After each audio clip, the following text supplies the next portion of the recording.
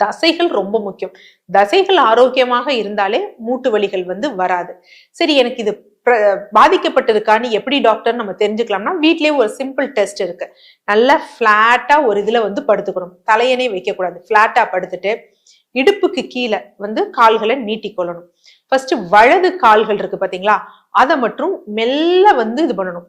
So எவ்வளவு தூரம் உயர்த்த முடியுதுங்கிறத பார்க்கணும். சோ நம்ம எல்லாம் இன்னைக்கு ஓரளவுக்கு படிச்சவங்கனால தெரியும் 30 டிகிரியா 60 டிகிரியா இல்ல செங்குத்தாவா 90 டிகிரியா அப்படின்னு. எந்த அளவுக்கு நம்மளால 90 டிகிரி அளவு வரைக்கும் நான் தூக்குறேன், எனக்கு எந்த பிரச்சனையும் வரல அப்படின்னா உங்களுக்கு சயாட்டிக்கான பாதிக்கப்படல. இல்ல அப்படி தூக்குறப்ப எனக்கு ஒரு அசௌகரியம், ஒரு சர்டைன் டிகிரில ஒரு பாதிப்பு ஏற்படுது, அதாவது இடுப்பு வலி கால் வலி இல்ல முட்டு வலி இருந்தா கூட ஒரு சர்டைன் டிகிரில தூக்குறப்ப பாதிப்பு இருக்கு அப்படின்னா நமக்கு சயாட்டிக் நர்வ் கம்ப்ரெஷன் இருக்கு அப்படிங்கறது அர்த்தம்.